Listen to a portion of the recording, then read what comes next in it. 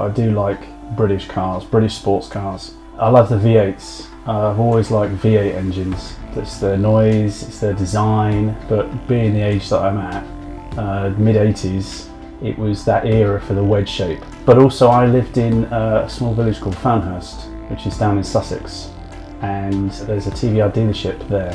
And when I was 12, 13, my bus stop for going to school was right outside the TVR shop window, and inside the showroom was nothing but wedge-shaped TVRs, and I loved them from that moment on. I was first and foremost into motorbikes, and I had 26 motorbikes, but I recently stopped working in November of last year, having got ill health retirement from being an ex-police officer, where I was unfortunately injured, before I ended up having to have some back surgery, which unfortunately meant then that I couldn't ride the bikes. So I got into cars and I fell into TVR, and the TVR that I have now is my 6th TVR. Start off with a TVR 350i, which is the wedge shape. After that I bought then a 400 SE, I bought a further 400 SE, I then changed tack with TVR and I bought a Chimera. I bought a 450 Chimera. I then invested, I saw a guy selling a 450 SEAC up in Liverpool, and travelled up with a trailered it home. Then at the end of last year I was in a position to get another TVR, and that brings me up to date with my current SEAC, the 420. As long as I can keep it, I'll keep it. Quite a rare car, the 420 SEAC. It's one of 37 built by TVR. There are approximately, I believe, 15 or 16 450 SEACs built. So yeah, there's not many of them. Mine is one of 3 or 4 cars that have part carbon fibre in the bodywork. 4 or 5 of the earlier cars were all aramid. The mnemonic for SEAC, special equipment aramid composite. Later cars were fiberglass because it's easier to build and the bodywork looks better. Aramid's very ripply and doesn't look great on the finish, so TVR had big problems actually making a profit in the early days. But my car's one of 3 or 4, I believe, that have actually got carbon fibre in the body. If you buy something that needs a lot of work, then they're expensive, because they're a space frame trellis style chassis which can rot, and the electrics are not particularly great on early TVRs, so if you've got any electric problems, that could be difficult. So, but if you buy wisely and you buy a car that's been looked after and had money invested into it, then they're relatively cheap to keep going. You just need to service them and use them, really. I mean, all TVRs are special, but all SEACs are very special because of their numbers. This particular car feels just perfect to me. The previous owners have spent a lot of money on it.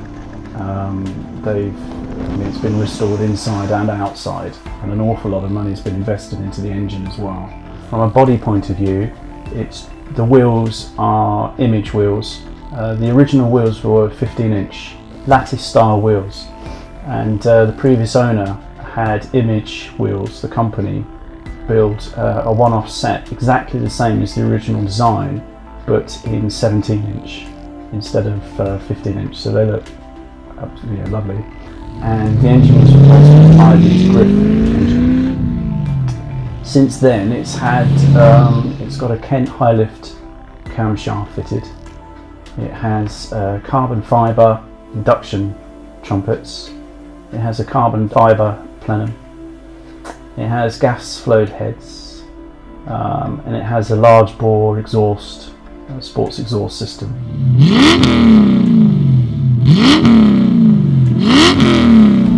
I believe that the last Rolling Road printout was the 300 horsepower, which is real horsepower as opposed to TVR's horsepower, which tends to be a little bit on the high side, and I think 327 foot-pounds of torque.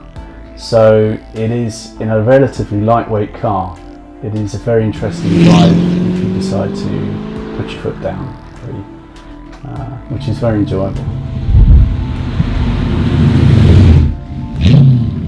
It's a fairly difficult car for me to drive, unfortunately, just because it's a sports car. It's hard suspension, the clutch is quite heavy, so I can find it quite difficult to drive in traffic, which I try and avoid, but yeah, I do it because I enjoy it. For me, the SEAC is something a bit special. So few of them were built, but they were built for a purpose. You know, they're a race-going car for the road. I like roof-down driving. I like the wind. To me, the car is as close as you can get to riding the motorbike. It's feeling that you're out in the elements. So, but with a TVR, you've got the whole soundtrack. You've got the V8 noise, which is fantastic.